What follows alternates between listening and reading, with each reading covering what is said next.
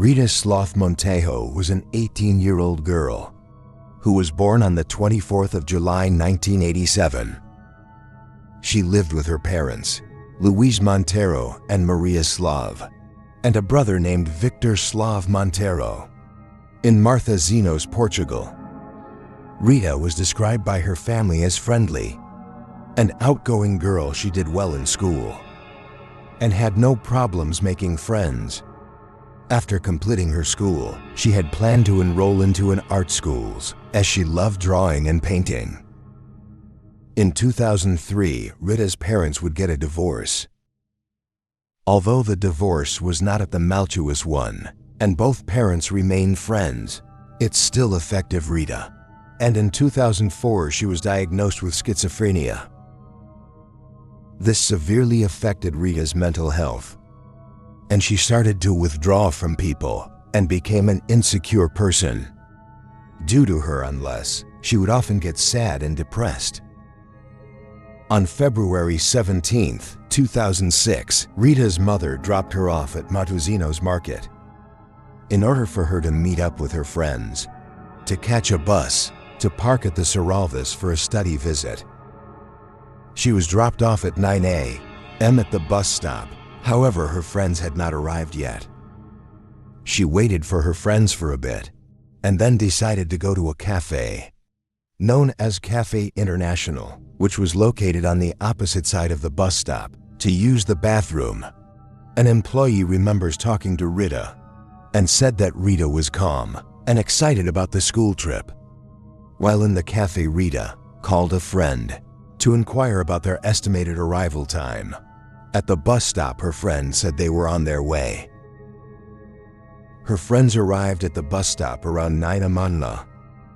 and waited for Rita. Now, it is unclear at what time Rita left the cafe, because the cafe employee said that Rita left the cafe soon after calling her friend. However, her friend said that she did not show up at the bus stop. A few minutes later, the bus arrived, and Rita's friends boarded the bus without Rita. Due to her mental illness, Rita would often miss her classes, so her friends thought she might have changed her mind and decided not to go on the trip. CCD with footage from a bus shows her friends at the bus stop. However, Rita was not with them.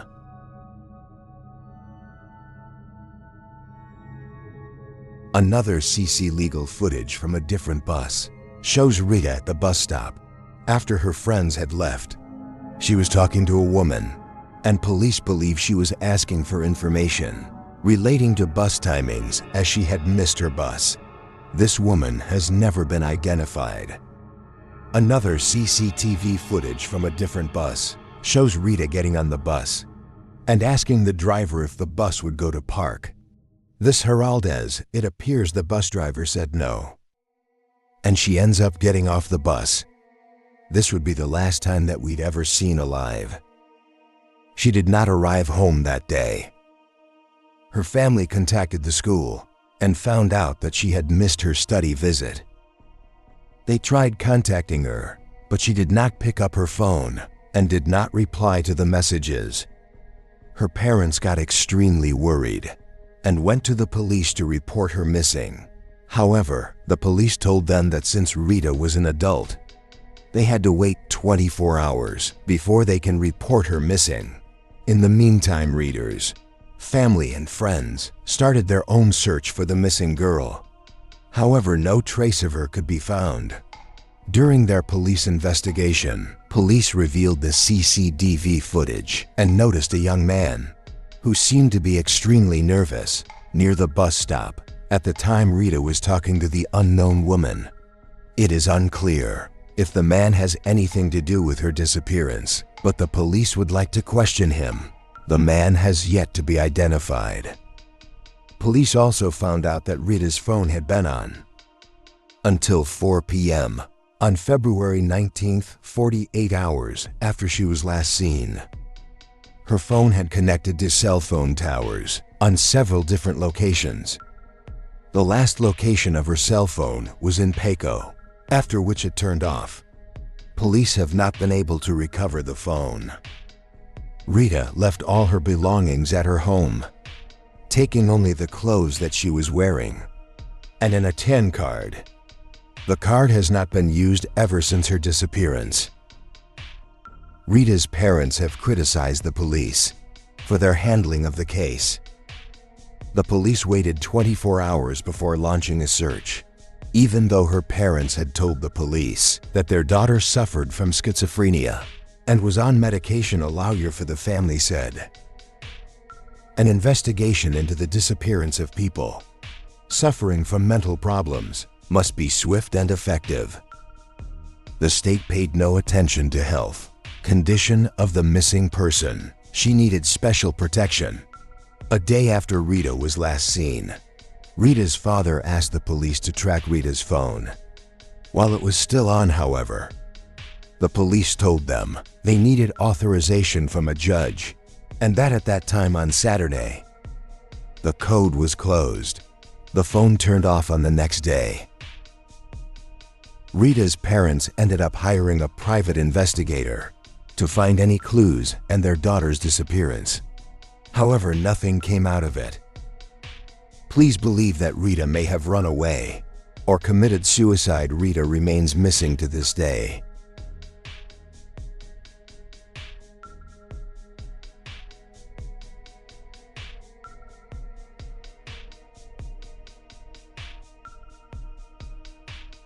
Joana Cipriano was an 8-year-old girl living in Figueira in the Algarve region in Portugal, with her mother, Leonard Cipriano, and her common-law husband, Leandro Silva. Joana was a quiet and gentle girl. According to her neighbors, she was unnaturally mature for her age. Instead of playing with children her age, she was often seen doing household chores and running errands for her family. Her family was poor and Joana was extremely neglected. She would often cook, clean, and take care of herself, as well as her 2 little brothers. On the 12th of September 2004, around 7:30 p.m., Joana headed out to buy milk and 2 cans of tuna. The store was about 500 meters from her home. However, she never made it back home. At around 9:30 p.m., Joana's uncle João Cipriano went out to look for her. On his way, he met Leandro Silva, Lenore's common-law husband. They both searched but were unable to find her. Between 10:30 p.m. and 11 p.m., Joana's mother, Leonore, joined the search. They went to the store and asked the store owner, and she told them that Joana had come into the store and bought milk and 2 cans of tuna. It is unclear who actually rebooted Joana missing. As some sources claim, it was the store owner who rebooted Joana missing, after learning that Leonard had not rebooted her missing, while other sources claim that Leonard and Leandro had reported her missing. The following morning, a search was conducted for the missing girl. Leonard launched a campaign to find her daughter and distributed flyers throughout the neighborhood. She believed that Joana had been kidnapped. There had been a party going on in the area, and there had been a lot of unknown people walking around. Police started their investigation by questioning Joana's family, friends, and neighbors soon. A rumor started to circulate that Joana had been sold. Due to her family's financial issues, it was speculated that Leonard and Leandro had sold their daughter to a German couple. Leonard later regretted it and decided to reboot her missing, thinking that if the police were involved, the German couple would return Joana. Leonard denied it, and in an interview to a national newspaper said, "I would never do this to a child of mine."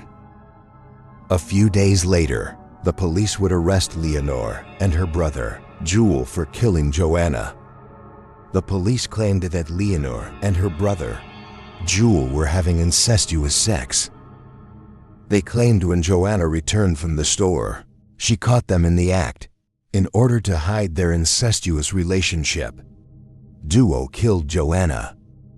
Police reportedly found blood splatters. Inside the family home, they found blood on the walls, floor, a bucket, and a mop.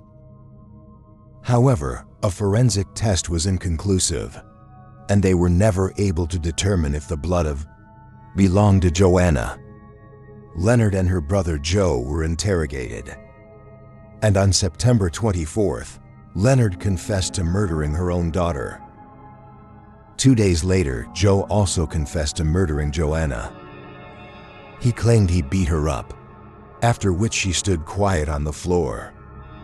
He said he cut his niece's body in small pieces and placed her inside the refrigerator. One source claims that he then drove her to a pig farm and fed her remains to the pigs, while another source claims that Jewel put her inside an old car that was taken to Spain to be crushed and burned. Reportedly, the police searched the farm and found fibers that was similar to the clothes that Joana was wearing, as well as hairs that seemed to belong to Joana. However, it has never been confirmed if they belong to Joana. When the police asked the duo if he had sexually abused his niece, he reportedly said, "I did not harm her. I only killed her." 48 hours after Leonard confessed to murdering her own daughter, Leonard would retract her confession, claiming that the police had beaten her into confessing. A few days later, newspapers across Portugal showed photos of Leonard with severe bruises on her body, as well as 2 black eyes. Police, however, claimed her injuries were due to her trying to kill herself by throwing herself down the stairs. Leonor accused 8 police officers of torture and intimidation. She claimed that she was forced to kneel on glass ashtrays during interrogations, with her head covered by a bag, before being brutally beaten in an attempt to force her to confess. In 2005, a trial would take place, and Leonardo and duo Cipriano were found guilty and sentenced to 16 years in prison. This was the first time in Portugal's history that a murder trial was conducted without a body being found. 2 years later, Madeleine McCann would disappear while vacationing with her family in Praia do Luz. The 2 cases will often be compared, and people believe that the 2 cases might be connected. There had been some similarities between the 2 cases. Madeleine disappeared from an area which was only 7 miles from where Joana had disappeared. Both their mothers went camping to find their daughters, and in both cases, police had investigated their mothers as a possible suspect in the case.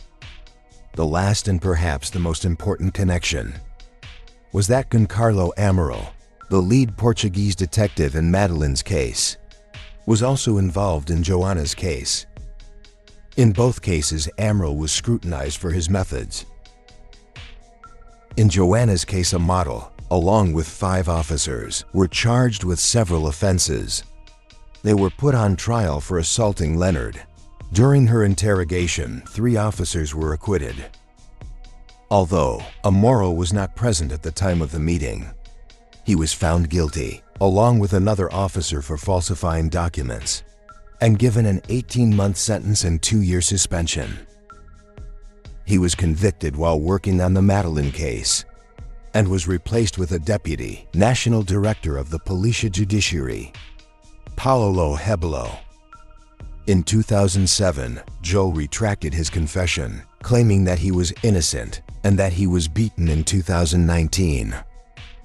Leonard was released from prison on parole after serving 14 years in prison. She maintains her innocence to this day. Although the case has been officially sold, many question if the right people were behind bars. Joana's body has never been found.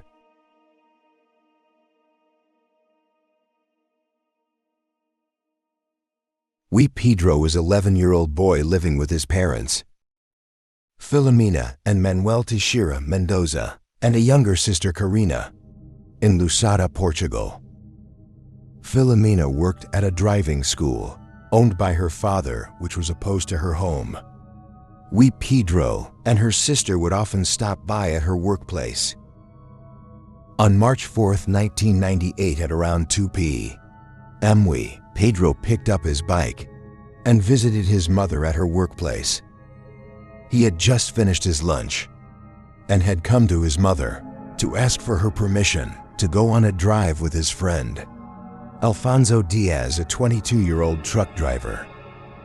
Pedro's mother refused his request and told him to ride his bicycle in the empty lot behind her office. This would be the last time that she ever saw her son. At around 5 p.m., Pedro's student was waiting for his video session. However, Pedro never showed up. He found it odd, as Pedro had never missed a session before. He contacted his parents and told them that Pedro hadn't shown up for his session. Pedro suffered from epilepsy and needed daily medication. His parents were extremely worried that something might have happened to him and started looking for him. During their search, a neighbor found Pedro's bicycle hidden in the bushes in the empty lot behind Filomena's office. However, Pedro was nowhere to be seen. When they could not find him anywhere, they contacted the police. A massive search for the boy was immediately launched, however, to no avail. The police then decided to question Alfonso Diaz, as Pedro had asked his mother if he could see Diaz that day before he disappeared. Diaz had become friends with Filomena's family after he had graduated from her driving school. Pedro and Diaz were good friends and got along well. Even though Diaz was 22 years old, he was described as having a childish behavior. When questioned by police, Diaz denied seeing Pedro after 2 p.m. Soon 3 friends of Pedro, who were playing in the empty lot, told police that while Pedro was riding his bicycle in the empty lot, Diaz arrived in his Fiat Uno and started chatting with Pedro. A few moments later, Pedro signals to his friends that he was leaving. He then left his bicycle in the bushes in the empty lot and got inside the car. They both then drove away. Later, Diaz's brother told police that he had lent to Diaz's car for mandatory periodic inspection, but Diaz never showed up with the car for the inspection and instead drove all afternoon to various places. Diaz was brought to the police station for interrogation. During his questioning, he claimed that Pedro did not enter his vehicle. He claimed that he simply drove to Paso State Ferreira, a nearby town, and briefly parked his car outside a pharmacy. In showers afterwards, he said he got out and strolled around, checking out store windows. He said that he then drove to his girlfriend's house. He denied knowing Pedro's whereabouts. However, he did suggest to the police to close the borders, because whoever would be with Pedro could leave the state or even the country. After his interrogation was over, Pedro's cousin, Jew Andrea Mendoza, came into the police station and confronted Diaz about a conversation he had with him and Pedro the previous day. Diaz threatened him to shut up, but Andrea went on and told the police that Diaz had invited them to meet up with a sex worker. Andrea said he could not go on that day, as his mother prohibited him from going outside. Despite multiple witness statements, police did not recognize the case as a kidnapping and handled it as a search and rescue case. They believed Pedro had collapsed somewhere or just wandered too far. The case would soon get media attention, and a sex worker named Athena Diaz came forward and told police that she had seen Pedro that day. She claimed that on that day, a man whom she later confirmed to be Diaz came to her in a black car with a child. Diaz asked her if she was on duty and gave her 2,000 escudo to have sex with the child, whom he claimed to be 14 years old, a legal age for consent in Portugal. Athena told police the child got out, and she took him away from the car. However, she said that she did not have sex with him, as the boy was visibly distraught and started crying. Athena spent next 15 minutes trying to calm him. She told police that the boy claimed that the man was his uncle and that he was forcing him to have sex with sex workers. She asked him if his mother knew about it. The boy said no. After 15 minutes, Athena took the boy back to the car and saw them drive away. She later saw the boy's picture in the newspapers and contacted the police. She confirmed that the boy she met was Pedro. She tried to give her testimony, but could not identify Diaz by his name. As the case garnered national media attention, police received several tips about the possible sightings of Pedro. Pedro's grandfather remembers one such call from a boy who had a similar voice as Pedro. The boy was crying on the phone and asking for his mother. However, the call did not last long, as the phone was taken away from the boy and disconnected by someone. The police never followed that lead. They also did not follow upon a statement by a woman named Maria Fatima, who worked at a fire station and claimed to have seen Pedro talking to a man inside a black car around 2 p.m. on that day. This was before Pedro went to see his mother. Diaz reportedly visited Maria at the fire station and asked her if she had seen him in the car and if she knew what the car looked like. He seemed extremely worried. Maria had not seen the man driving the car, so she could not confirm if it was Diaz. Diaz confirmed he did see Pedro around 2 p.m., but does not know what happened to him after that. Pedro's friends told the police that Diaz was obsessed with Pedro in the days before his disappearance. He would ask them where Pedro was and what he was doing that day. Pedro's sister also told the police that about a year ago, the ads had taken pictures of her and Pedro, something he never did before.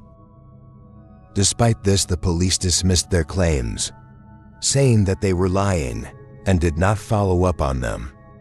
They were not considered credible witnesses until 2011, when a new police team took over the case. A month after Pedro's disappearance, a sighting would be reported by a journalist named Nuno Ruggiero. He had taken several photos for the magazine Chorus in Disneyland. One of the photos he captured showed a boy sitting behind a family with a man wearing a red jacket. The boy resembled Pedro. The photo was seized by the police. However, no progress was made. Pedro's mother believes it was her son in the photo. On the 1st of September 1998, British police officers arrested members of an international child exploitation ring in London, England. The police officers seized 50,000 images and videos of 1,263 children.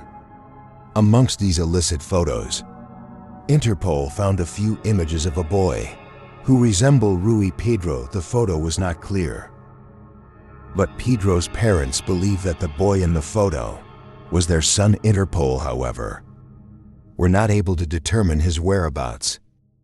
They suspect that the boy was murdered by the kidnappers after being recorded in 2011. New police team took over the keys and analyzed all the evidence and witness statements.